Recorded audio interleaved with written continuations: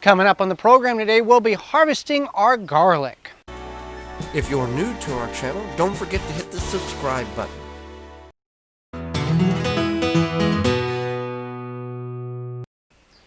Welcome to the Wisconsin Vegetable Gardener. I'm Joy Baird. Well, it's the later portions of the month of June, and that means it's time to harvest our garlic. A couple of weeks ago, we removed the scapes on our hardneck garlic. And this one we did not remove, and you can see that the scape is now beginning to go vertical, and if left alone, this will get several more inches taller and produce a big flower that contains seeds. And if those seeds were planted, it would take 24 months in order for a bulb in which we're going to be harvesting to grow, develop. So that's why we recommend taking the cloves. Now the cloves are the largest garlic bulbs in which we harvest. Now what varieties do we have? We don't really know. We've got a couple of different varieties, several varieties. We've got German Hardy, Georgia Crystal, Spanish Roja, and a couple of other ones that we have gathered over the years. Now, we don't take a specific variety and save those per se for that variety. We'll harvest all of this garlic here, and then we'll cure it, let it dry, and then the largest bulbs we will save for the potential of planting in the fall. The largest bulbs will most likely contain the largest cloves, and that will help have larger bulbs next year. So let's get into harvesting. How we're going to harvest it? We're going to use a metal tine garden fork. Now this one's got a tine broken off of it, but I don't want to use the good one because that's going to be designated for our raised beds. This has been used and abused, and there's some rocks in this soil here and some roots, so I'm going to use the old fork for that, not the new one. Okay. So let's come up here. We got a lot of weeds growing in here, but garlic is a very, very hardy plant and can be grown in a lot of conditions. Hardneck, this is what we grow in the north. Hardneck is better suited for the northern climates. If you're in a southern climate, you would want to look at the potential of a softneck garlic. And if you're in the real southern areas where it's very warm, you would want to consider looking at a soft neck, but also putting in the freezer or fridge and to cold hardy it, to condition it before you plant it. Now, another thing before we get too far, if you're growing hardneck, you're going to get the scape like this, or an early harvest, about 3 weeks prior to the garlic getting ready to dig up like we are. Softneck does not contain scape. Softneck will fall over like an onion would when it's ready to harvest. Another telltale sign is you see the tips here beginning to dry up, and you can see the lower leaf here is completely dry, so it's a very good indication that the plant's ready. You do not have to wait for the whole plant to dry up and die. All right, let's see what we have here. Got a lot of weeds attached to this, but that's a minor inconvenience. It's a decent sized bulb. That's about the size of a ping pong ball. Now we will have some larger ones, we will have some smaller ones in it. It doesn't necessarily, there is some truth to the larger the top growth, the larger the bulb will be, but not always. So we'll put them in the tub here. Let's see if we can get another. Here's a outside one here. Let's go ahead and dig this up. You could dig this up with a shovel. However, we just find it works better with a garden fork, not a hay fork, but it's a garden fork.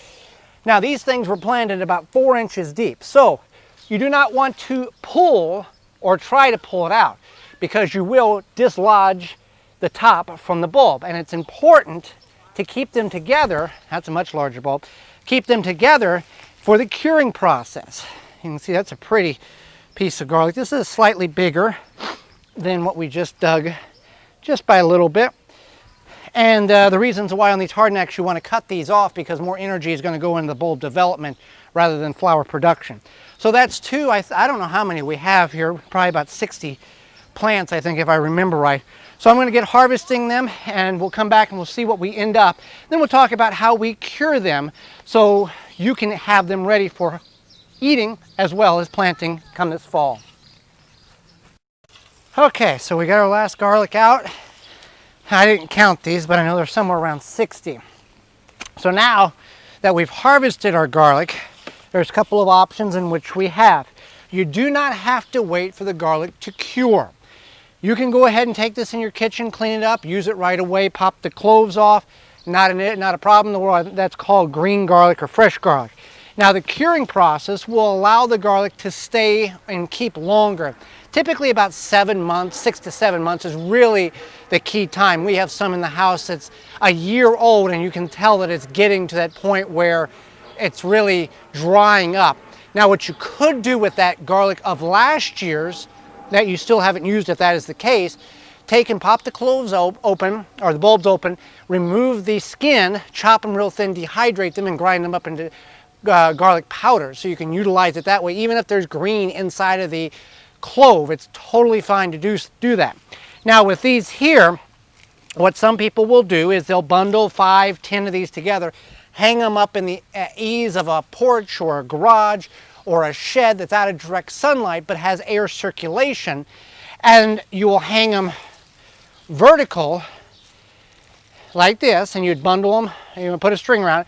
The reason why you do it this way is the gravity will pull some juices from the stem as the stem dries back into the bulb and add more flavor and more intensity to that bulb.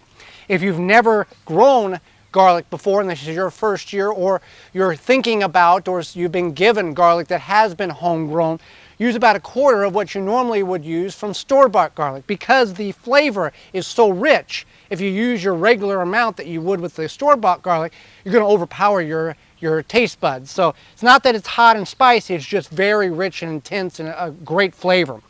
Now, you can hang them up, and it'll take about 4 to 6 weeks based on the temperature and your environmental conditions in order for the tops to completely dry off, and then they're like an old corn stalk.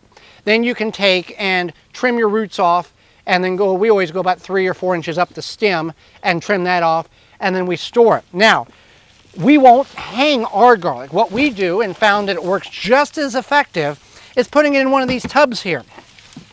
And we'll keep it in a place where we get good air circulation but out of direct sunlight, and then every day or so we'll just move it around a little bit so they don't get all piled up and get moldy, and that works very well for the same duration of time, that 4 to 6 weeks.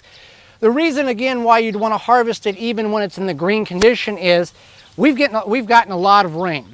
And these bulbs can sit in the ground and begin to get moldy and potentially rot if you don't get them out in time, just like potatoes would. So that's why you would want to harvest it.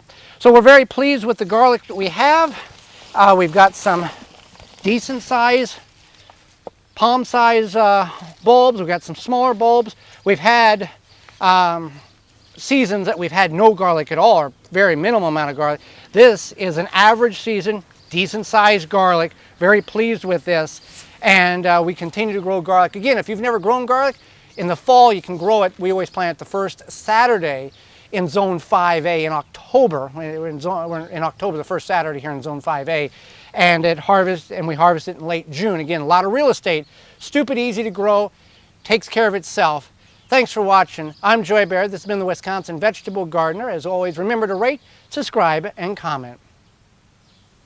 For more information, please visit thewisconsinvegetablegardener.com.